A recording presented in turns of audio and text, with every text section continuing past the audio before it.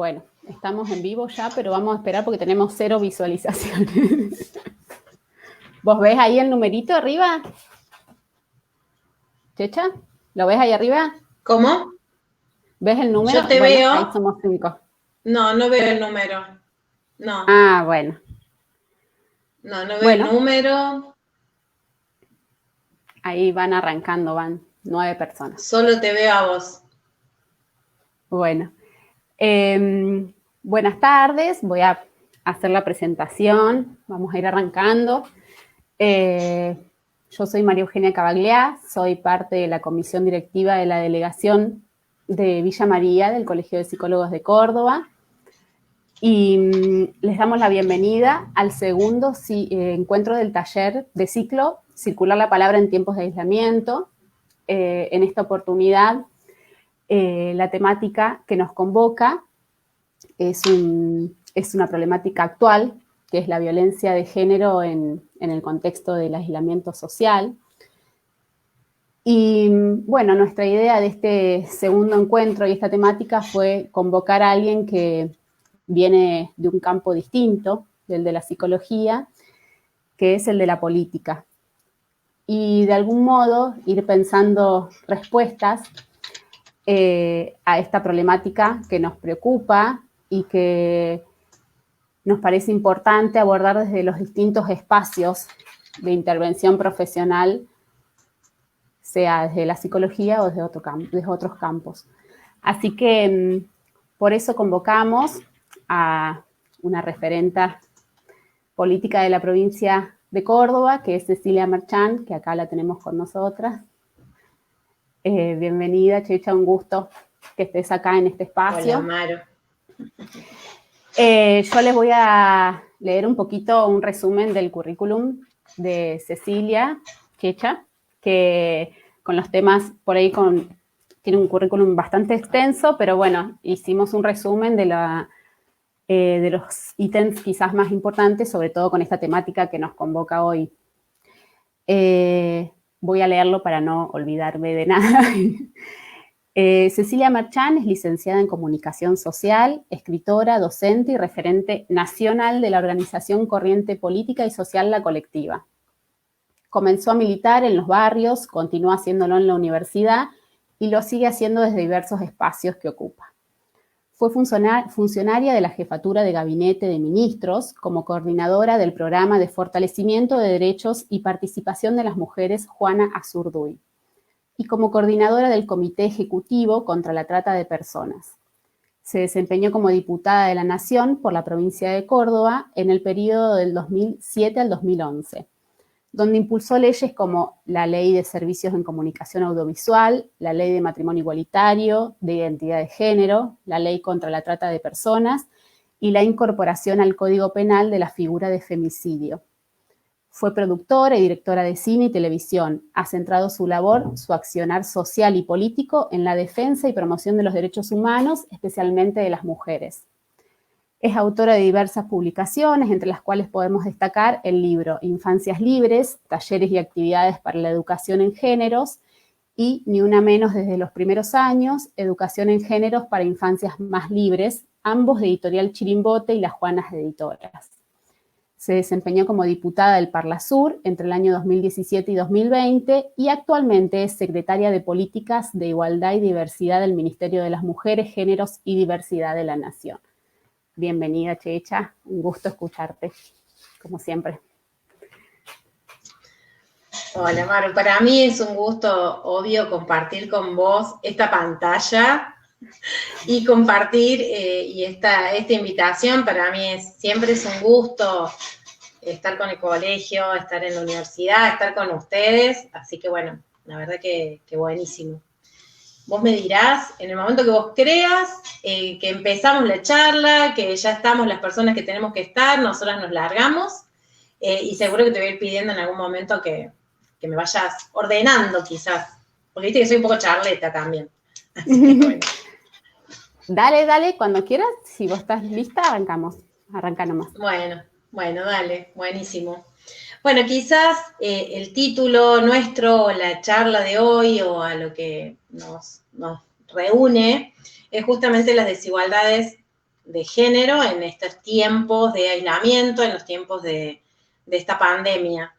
Creo que pronto vamos a tener que hablar de las desigualdades, que en realidad, cuando pase todo esto, quizás podamos hablar de cuáles son las desigualdades que han generado esta situación.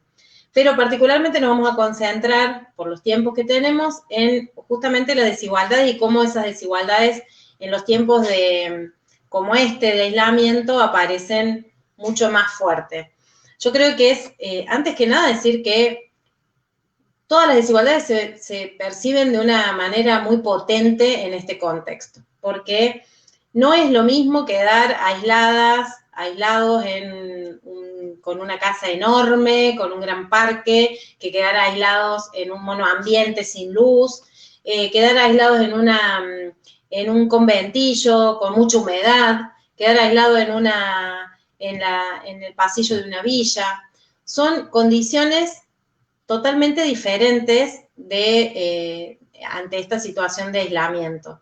Y creo que entonces cuando pensamos en el aislamiento tenemos que pensarlo como pensamos todo, y cuando pensamos las políticas para el aislamiento tenemos que pensarlo dentro de estas condiciones de desigualdad estructural que tiene nuestra sociedad. No solamente la Argentina, sino todo el mundo. En particular, cuando pensamos en las desigualdades, a veces quizás el público que está acá tiene mucha claridad, pero muchas veces no nos damos cuenta de cuáles son las desigualdades de género. Podemos pensar en las desigualdades sociales, pero nos cuesta más mirar cuáles son las desigualdades de género y en el contexto de aislamiento particularmente. Una que se ha hecho como muy visible es la desigualdad, o más que la desigualdad, la mencionamos socialmente como la violencia de género, que efectivamente lo es. Una violencia que la vemos cuando se manifiesta de manera más extrema.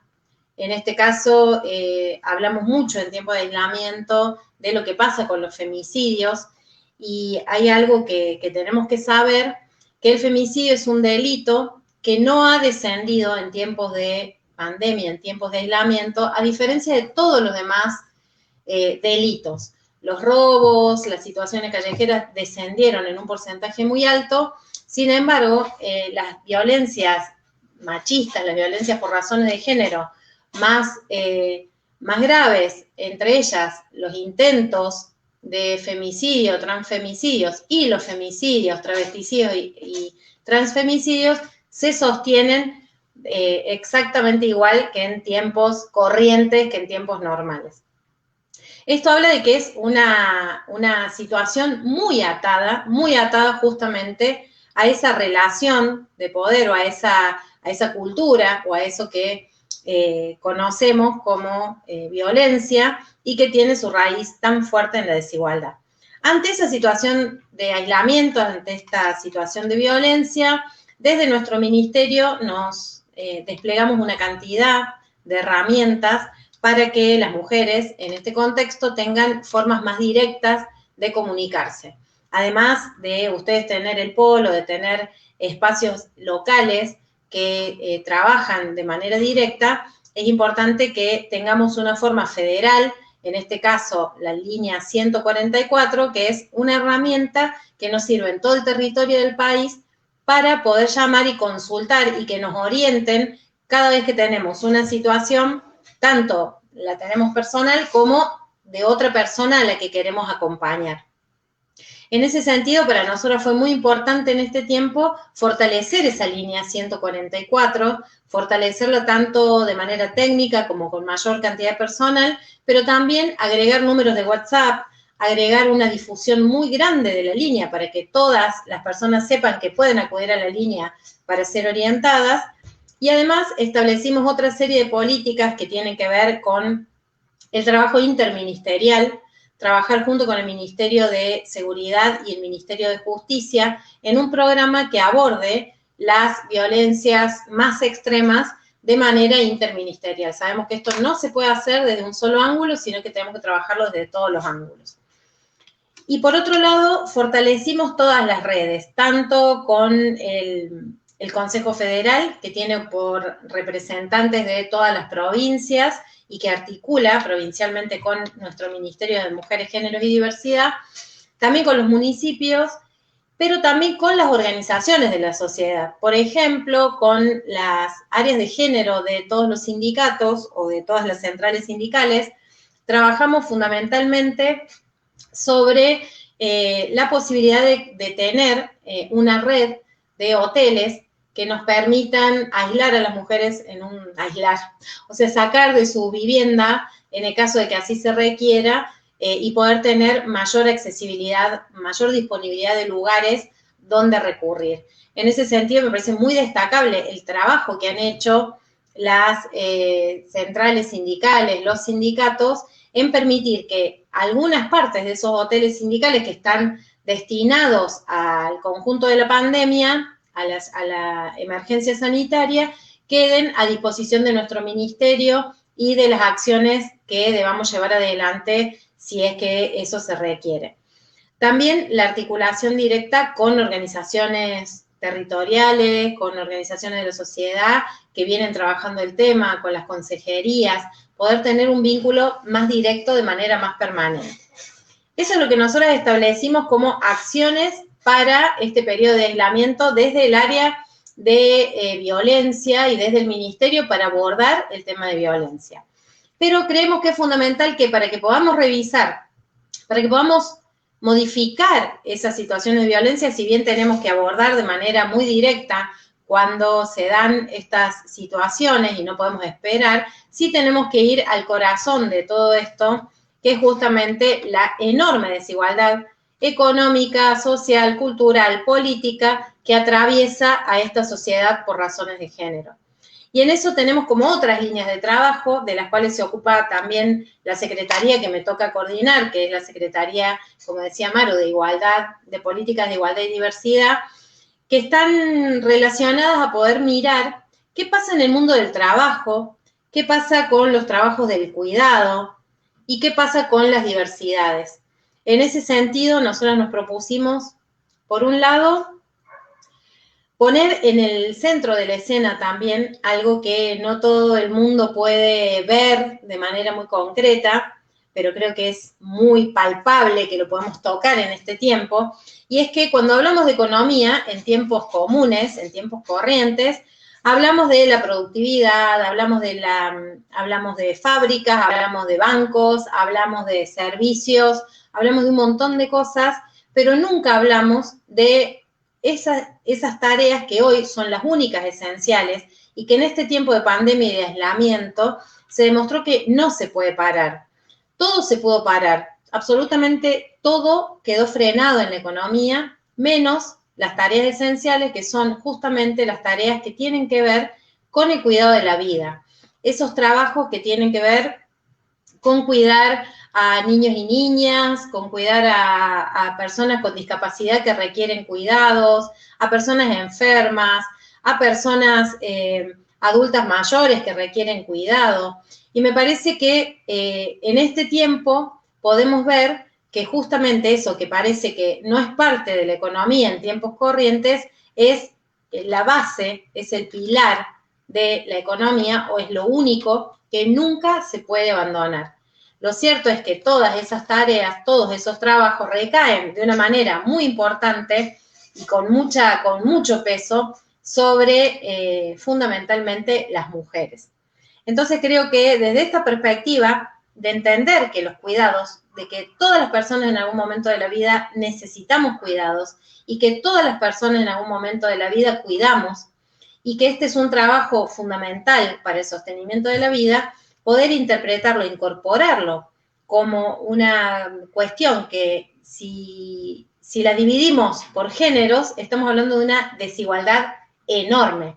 Hoy podemos ver que la sobrecarga de trabajo en los hogares es impactante porque los niños y niñas están dentro de las casas, están las familias llevando adelante las tareas escolares, las maestras, el sistema escolar sostenido fundamentalmente por maestras en este momento está cerrado, no se sostiene, pero se sostiene en los hogares y ahí podemos ver también el trabajo enorme que significa esa tarea que a veces también subestimamos.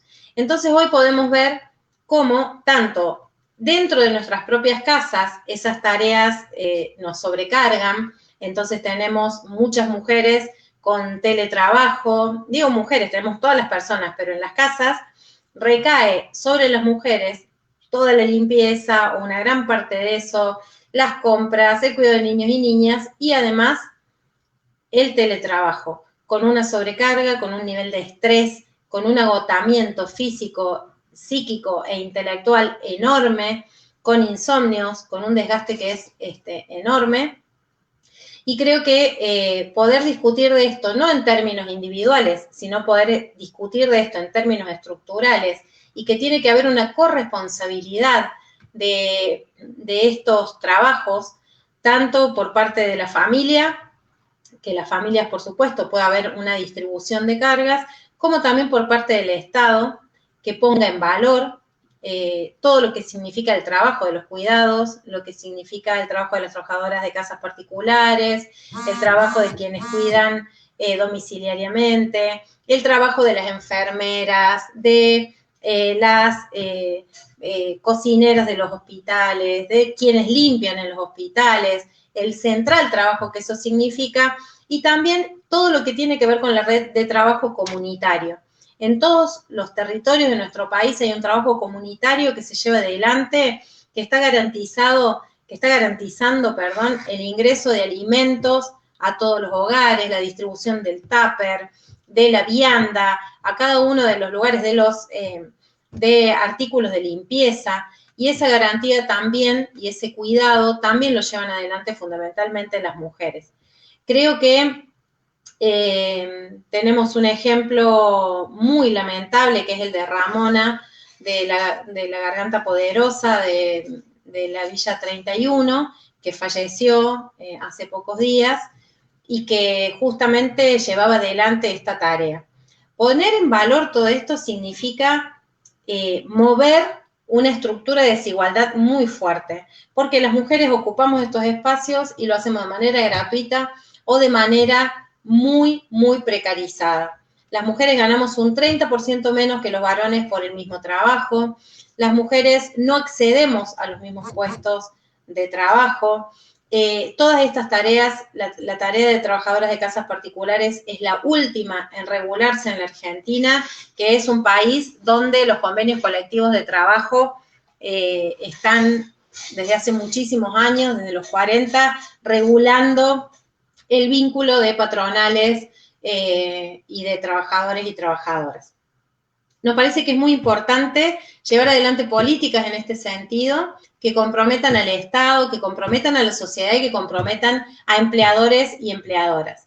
En esta línea, nosotros construimos una mesa interministerial donde funcionan 11 ministerios, entre ministerios y agencias, donde está desarrollo social, economía, donde está salud, educación, PAMI, ANSES, está también AFIP, o sea, la Agencia de Discapacidad, y nuestro ministerio es quien coordina esta mesa porque creemos que mirar todo esto desde una perspectiva de desigualdad de género y de transformar esto de fondo es fundamental. Nosotros creemos que la salida de esta situación va a ser muy compleja y también tenemos que activar todos los mecanismos para que todo lo que tiene que ver con los trabajos del cuidado puedan ser revisados permanentemente desde el Estado. Esto nos parece que es una de las discusiones fundamentales. Y por último, otro de los elementos que nos parece centrales es pensar en algunas poblaciones, particularmente la población travesti trans, que es una población muy pequeña y que, sin embargo, es tan violentada, es tanta la desigualdad que sufre por razones de género esa población, que es una población que no alcanza como promedio de vida los 40 años. Durante este contexto es realmente angustioso ver que un montón de personas, que todas estas personas quedan sin ningún tipo de recursos, la mayoría al no poder acceder al mercado laboral por ser travesti o trans, es decir, por razones de género, 100% por razones de género, estas personas quedan siempre obligadas o como único camino de subsistencia dedicadas o estando en la prostitución. En este contexto, estas personas se encontraron sin condiciones de conseguir su propia subsistencia, ni siquiera sus propios alimentos. Entonces, desde el Ministerio hicimos un trabajo muy articulado con los municipios. En Villa María se hizo un trabajo impresionante entre las organizaciones, con el municipio, articulando desde el Ministerio un montón de posibilidades que tuvieron que ver con la incorporación de más de 3.500 personas travestis y trans al programa Potenciar Trabajo del Ministerio de Desarrollo Social de la Nación y a la posibilidad de que a todas estas personas les lleguen los alimentos mínimos y necesarios para poder subsistir. Creo que en esta línea es en la que estamos pensando en el contexto de pandemia, en el contexto de aislamiento y cómo paliar las cuestiones más urgentes de estas violentas desigualdades que vivimos por razones de género.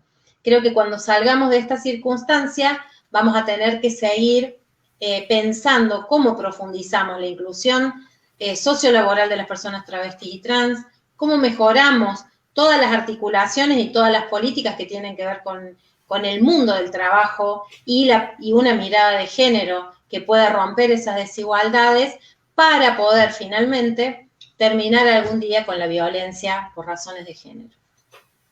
Maru. Sí, no, te iba a hacer una pregunta, por eso me incluí, no quería cortarte, pero... No, ya había terminado.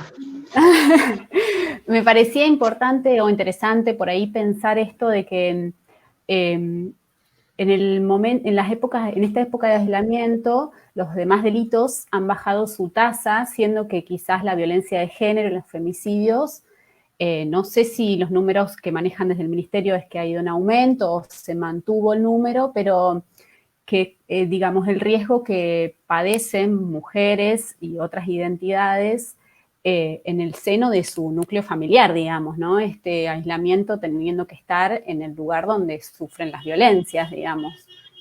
Me parecía interesante pensar eso, ¿no? Porque muchas veces circula esto de la violencia a la mujer en la vía pública o en la calle, pero bueno, de algún modo este contexto nos está marcando una situación de riesgo en el propio seno familiar, digamos.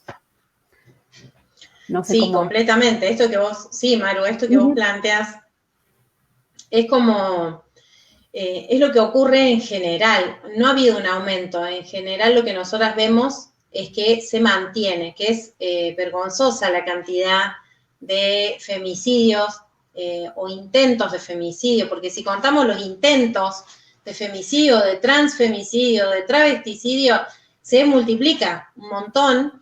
O sea que es dramática la situación y no es de hoy, es muy estructural. Y no es que se da en el marco de la pandemia. Sí podemos decir, que creo que lo decía al principio, que en el marco, si en tiempos normales hablamos de que el violento, el agresor, lo primero que hace es aislar a la mujer para que se quede sin sus propias redes afectivas, sin sus propias redes laborales, sin sus propias redes vitales.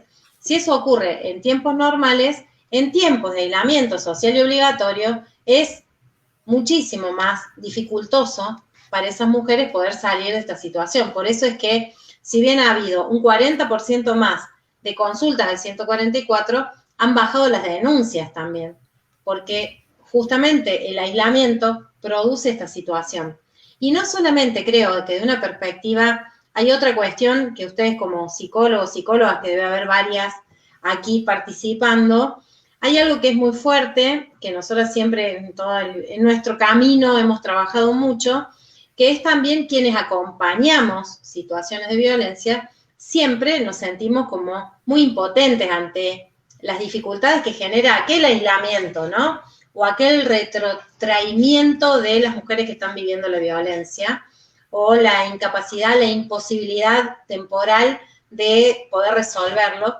Y en este contexto, esa situación o esa impotencia se hace mucho más grande, también para las personas que acompañan, también para los vínculos más cercanos, porque el aislamiento nos genera mucha impotencia en general y además cuando queremos acompañar o salir de esta circunstancia se hace mucho más complejo. Me parece que algo muy importante para decir y que tengamos en cuenta es que todas aquellas mujeres que quieran salir, necesiten salir a denunciar, pueden hacerlo, pueden ir a la comisaría.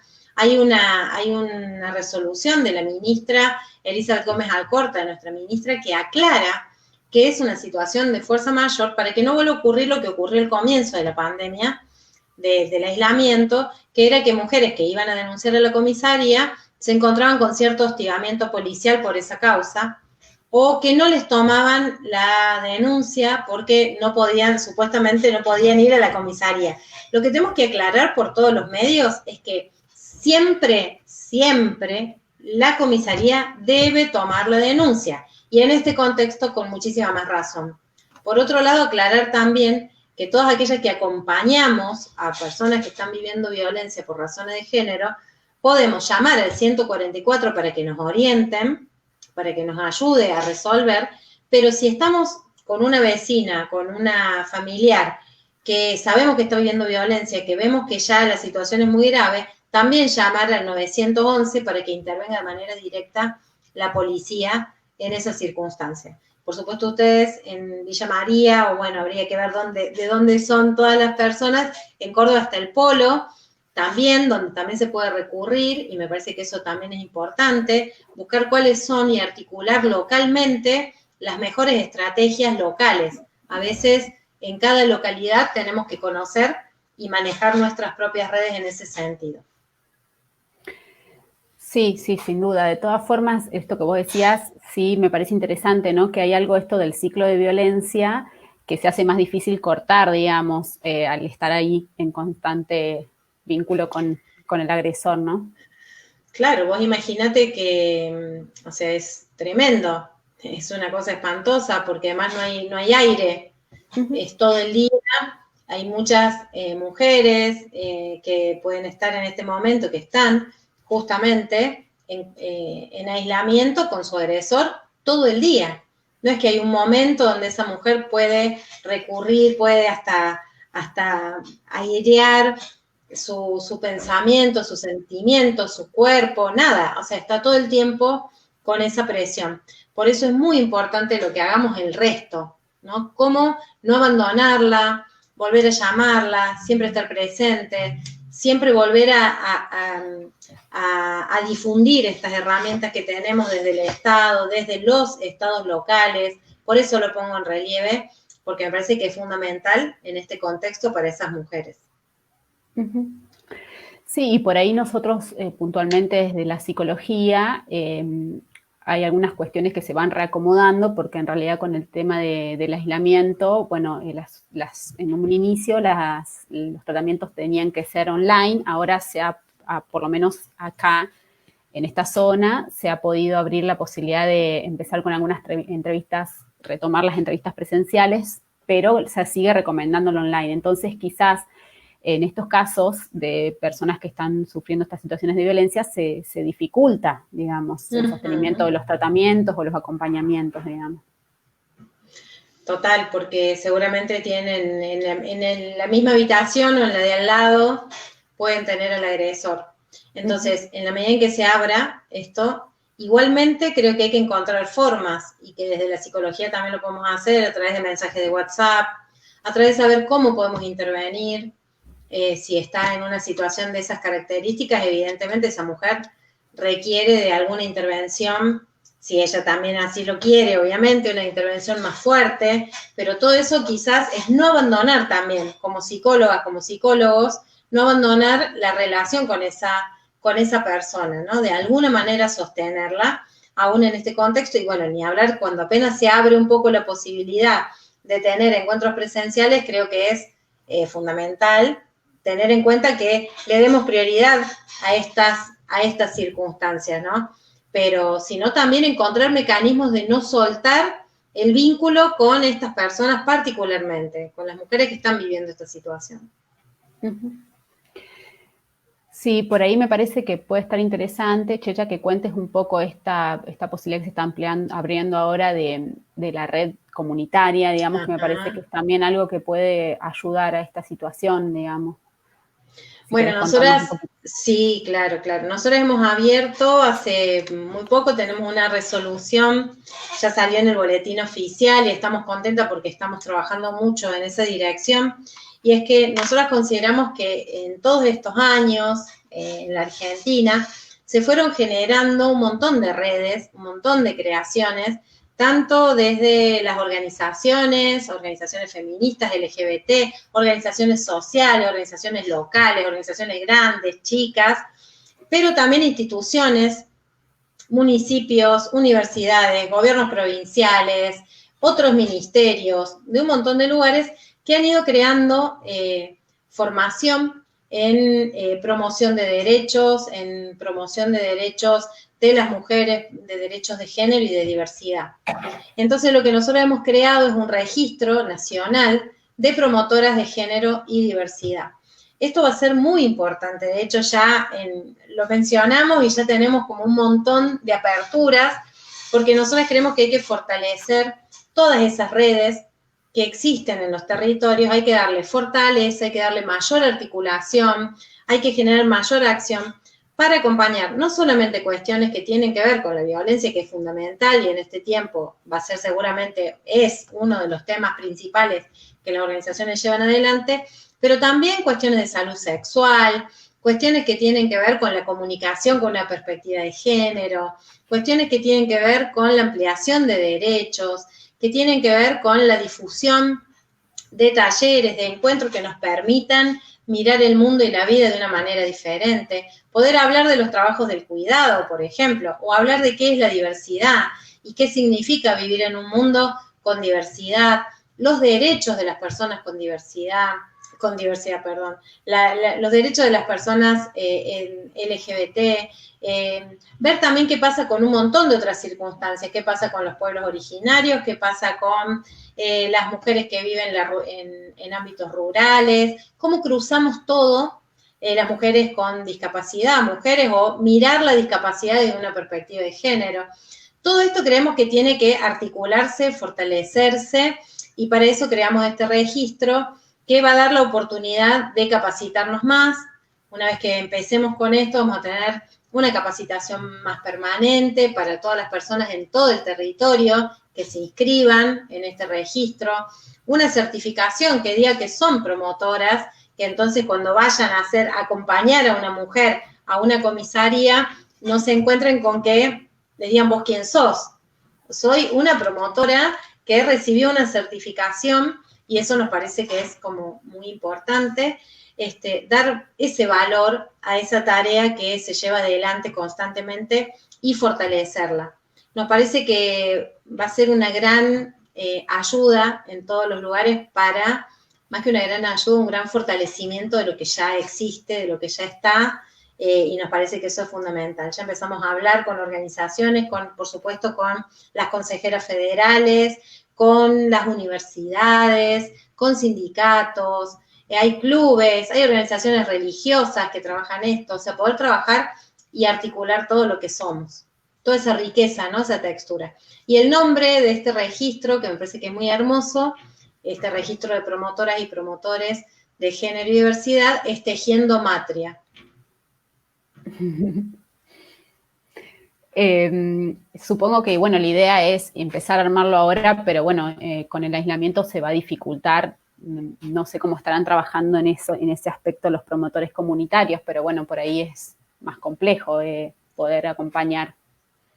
Bueno, vamos a intentar en el tiempo de aislamiento empezar a tener los primeros encuentros de esta manera como estamos haciéndolo. De hecho, nosotras terminamos el foro para crear el programa contra todas las violencias por razones de género, que ya terminamos los 8 foros. Los últimos tuvimos que hacerlo de manera virtual y sin embargo la participación de organizaciones, de las regiones que faltaban y de instituciones fue muy alto y fue muy rico igualmente.